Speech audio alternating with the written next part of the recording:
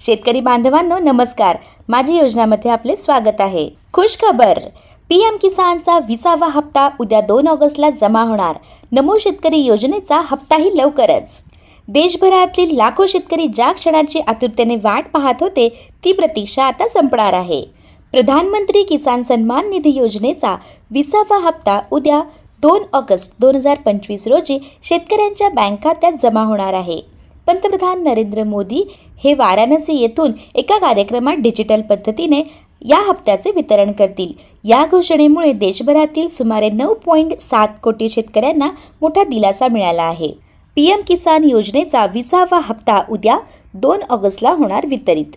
केंद्रीय कृषी मंत्रालयाने दिलेल्या माहितीनुसार पंतप्रधान नरेंद्र मोदी हे 2 ऑगस्ट 2025 रोजी सकाळी 11 वाजता वाराणसी येथे होणाऱ्या एका कार्यक्रमात पीएम किसान योजनेचा 20वा हप्ता डिजिटल पद्धतीने हस्तांतरित करतील. या अंतर्गत पात्र शेतकऱ्यांच्या बँक खात्यात थेट 2,000 रुपये जमा केले जातील. या वितरणासाठी सुमारे 20,500 कोटी रुपयांची तरतूद करण्यात आली आहे. शेतकरी मित्रांनो, या योजनेचा लाभ घेण्यासाठी तुमची ई-KYC प्रक्रिया पूर्ण करणे अत्यंत आवश्यक आहे. ज्या शेतकऱ्यांनी अद्याप ई-KYC केलेले नाही त्यांनी ती त्वरित पूर्ण करावी असे आवाहन सरकारने केले आहे. नमो शेतकरी योजनेचा हप्ताही लवकरच. पीएम किसान योजनेच्या धर्तीवर महाराष्ट्र सरकारने सुरू केलेल्या नमो शेतकरी महासन्मान निधी योजनेचा हप्ताही लवकरच जमा होण्याची शक्यता आहे.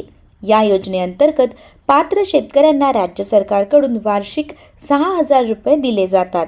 त्यामुळे महाराष्ट्रातील शेतकऱ्यांना केंद्र आणि राज्य सरकारकडून मिळून एकूण 12,000 रुपयांची आर्थिक मदत मिळते. जे शेतकरी पीएम किसान योजनेसाठी पात्र आहेत तेच नमो शेतकरी योजनेसाठीही पात्र ठरतात. त्यामुळे पीएम किसान योजनेचा हप्ता जमा झाल्यानंतर नमो शेतकरी योजनेचा हप्त्याच्या वितरणाची प्रक्रिया सुरू होते. साधारणपणे पीएम किसानचा हप्ता मिळाल्यानंतर काही दिवसातच राज्य सरकारकडूनही हप्ता जमा केला जातो.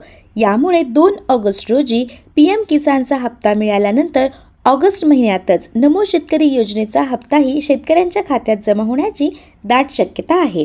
तरीही राज्य सरकारकडून याबाबत अधिकृत घोषणेची प्रतीक्षा आहे.